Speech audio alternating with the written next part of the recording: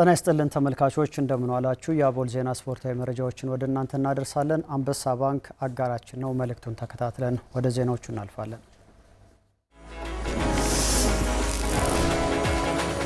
ምን እንደማስብ ታውቃለህ? መነሻ ብድር ወስጄ መስራት የምፈልገው የህልሜን ስራ መጀመር፣ የትም ያልታዩ ገራሚ ስራዎችን መስራት፣ እስካሁን ያልተሞከሩ ለየት ያሉ ስራዎችን ማውጣት፣ ለዩና የትም ያልታየ ድንቅ ስራ ነው የምፈልገው። ይሄ ለኔ ቀላል ነው። እንጀምረው።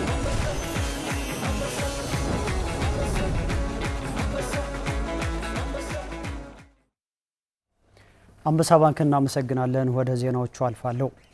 በ24ኛው የአፍሪካ አትሌቲክስ ሻምፒዮና ኢትዮጵያ በ10000 ሜትር የብር ሜዳሊያ ያገኘች። ትላንት የሁለተኛ ቀን ውድድሮች ሲካሄዱ ሀጎስ ኢዮብ በርቀቱ የብር ሜዳሊያን አስገኝቷል። ከትላንት በፊት በሴቶች 5000 ሜትር የናስ ሜዳሊያ መገኘቱም ይታወሳል። 54 ሀገራትን እያሳተፈ በሚገኘውና በጋና አክራ እየተካሄደ በሚገኘው የአትሌቲክስ ውድድር የማጣሪያ መርሃ ግብሮችም ትላንት ተካሂዷል። በ400ና 800 ሜትር የሴቶች ውድድር ኢትዮጵያውያን ለፍጻሜ መድረስ ችሏል። የፍጻሜ ውድድሮቹም ዛሬ ይካሄዳሉ። በርዝመት ዝላይ ደግሞ 6ኛ ደረጃን በመያዝ ዲፕሎማ ተገኝቷል። 63 አትሌቶች በሁለቱም ጾታ ኢትዮጵያን በመወከል እስከ ግንቦት 9 ድረስ ውድድራቸውን ያካሂዳሉ። ከ100 ሜትር እስከ 20 ኪሎ ሜትር እርምጃ ባለው ርቀትም ይሳተፋሉ። ኢትዮጵያ በ23ኛው የካሜሩን ሻምፒዮና በ10 ሜዳሊያዎች 4ኛ ደረጃን ይዛ ማጠናቀቋ አይዘነጋም።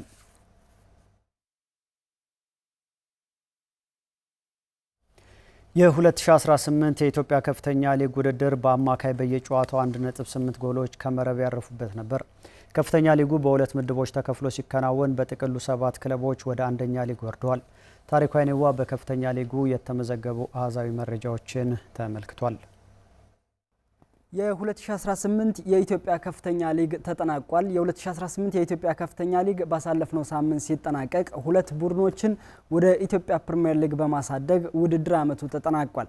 በውድድር ዓመቱ የተመዘገቡ ቁጥራዊ መረጃዎች ምን ይመስላሉ፣ በሊጉ አጠቃላይ የነበሩ እንቅስቃሴዎች የሚለውን በቁጥር አስደግፈን የምንመለከት ይሆናል። የ2018 የኢትዮጵያ ከፍተኛ ሊግ በሁለት ምድቦች ተከፍሎ ነበር ሲከናወን የነበረው።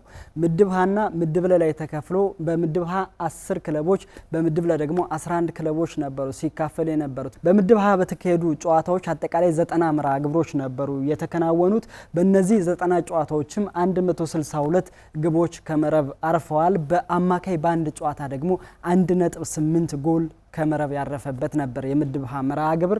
የምድብ ለ ደግሞ 11 ክለቦችን ያቀፈ ሊግ ምድብ ሲሆን በዚህ ምድብ ደግሞ 111 ጨዋታዎች ነበሩ የተከናወኑት። በእነዚህ 111 ጨዋታዎችም ወደ 201 ግቦች ከመረብ አርፈዋል። በአማካይም 1.8 ጎሎች በተመሳሳይ ልክ እንደ ምድብ ሀ ሁሉ ከመረብ ያረፉበት ውድድር ነበር የምድብ ለ። ሁለቱም እንግዲህ በሐዋሳ ከተማና በጅማ ከተማ ነበር የተፈራረቁ ሊጎቹ ሲከናወኑ የነበሩት። እንግዲህ በምድብ ሀ በተከናወነው እና 10 ቡድኖችን በያዘው ምድብ ጋሞ ጫንቻ የአጠቃላይ አሸናፊ በመሆን ወደ ፕሪሚየር ሊጉ ማደጉን አረጋግጧል። ጋሞ 19 ጨዋታዎችን አድርጎ 12 አሸንፎ 5 አቻ ተለያይቶ 2 ሽንፈት አስተናግዶ በአጠቃላይ በ41 ነጥብ ነው እንግዲህ የፕሪሚየር ሊግ ተሳትፎውን በ2019 ማረጋገጥ የቻለው።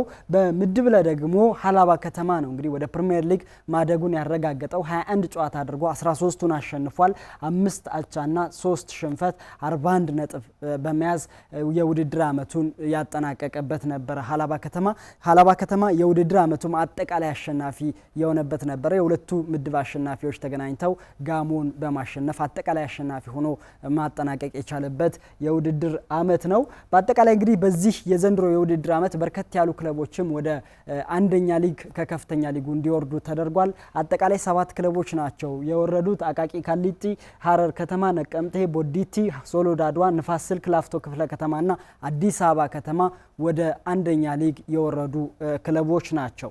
በአማራ ክልልም እንግዲህ 2 ክለቦች በኢትዮጵያ ከፍተኛ ሊግ ተሳትፎ አድርገው ነበር። አንደኛው ደሴ ከተማ ሲሆን ሁለተኛው ደግሞ ደብረ ብርሃን ከተማ ነው። ደሴ ከተማ 37 ነጥቦችን በመያዝ አጠቃላይ ከሁለቱም ሊጎች ደግሞ 3ኛ ሆኖ ያጠናቀቀበት የውድድር ዓመት ነበረ። ከምድቡ ደግሞ ሁለተኛ ደረጃን ይዞ ነው ማጠናቀቅ የቻለው።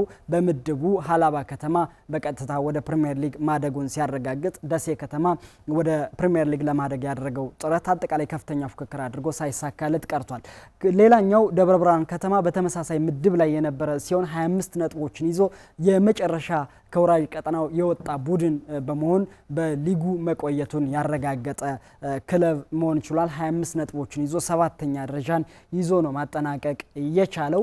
እንግዲህ የኢትዮጵያ ከፍተኛ ሊግ ሪፎርም የመስራት እቅድም አለው። በአጠቃላይ በቀጣይ ዓመት ለውጦችን ማድረግ ይፈልጋል። ሊጉን በአንድ ማዋቀር እቅድ እንዳለውም ተነግሯል።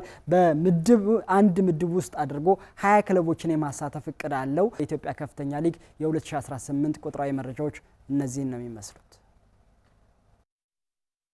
ፕሪሚየር ሊግ 32ኛ ሳምንት ዛሬ ተጠባቂ ጨዋታዎች ይደረጋሉ። አዲስ አበባና አዳማ ላይ 2 ጨዋታዎች ይከናወናሉ። መሪው ሲዳማ ቡና 7 ሰዓት ላይ ከሀዲያ ሆሳዕና ጋር ይጫወታል። በ55 ነጥብ አሁንም በመሪነት ላይ የሚገኘው ሲዳማ ቡና ላለፉት 3 ጨዋታዎች ማሸነፍ አልቻለም። ራሱንም አጣብቂኝ ውስጥ ከቷል። ተጋጣሚያቸው ሀዲያ ሆሳዕና ባለፈው ጨዋታ ሐዋሳን ያሸነፈ ሲሆን ዛሬም ከወራጅ ቀጠናው ለመራቅ ከሲዳማ ጋር ይፎካከራል። እዛው አዲስ አበባ ላይ ከቀኑ 9 ሰዓት ወላይታ ዲቻና ቅዱስ ጊዮርጊስ ጨዋታቸውን ይጀምራሉ። ወላይታ ዲቻ ከሳምንት ራሱን እያሻሻለ ሲሆን ፈረሰኞቹም ያለፈውን ጨዋታ አሸንፈው ነው ዛሬ የሚገናኙት። አዳማ ከተማ ላይ ሌላኛው ተጠባቂ ጨዋታ መቻልና ነገሌ አርሲን 12 ሰዓት ላይ ያገናኛል። መቻል በሊጉ 49 ነጥብ ይዞ 3ኛ ደረጃ ላይ ሲሆን ነገሌ አርሲ በ51 ነጥብ 2ኛ ደረጃ ላይ ይገኛል። መቻል ባለፈው ሳምንት ከኢትዮጵያ ቡና ጋር ነጥብ መጋራቱን ተከትሎ ደረጃውን ለዛሬ ተጋጣሚው አስረክቧል። በድጋሚ ደረጃውን ለመረከብም ዛሬ ይፋልማል። 2 ተከታታይ ጨዋታዎችን አሸንፎ በሲዳማ ነጥብ መጣል ምክንያት ከመሪው በ4 ነጥብ ልዩነት ላይ ተቀምጦ ራሱን በዋንጫ ፉክክር ውስጥ ያገኘው ነገሌ አርሲ ዛሬ መቻልን ለማሸነፍ ይጫወታል። ሁለቱ ክለቦች በመጀመሪያው ዙር ጨዋታቸው ነገሌ 2-0 ማሸነፉ ይታወሳል። ከዚህ ጨዋታ ቀደም ብሎ 9 ሰዓት ላይ ምድረገነት ሽሬ ከኢትዮጵያ ቡና ጋር የሚገናኙ ይሆናል።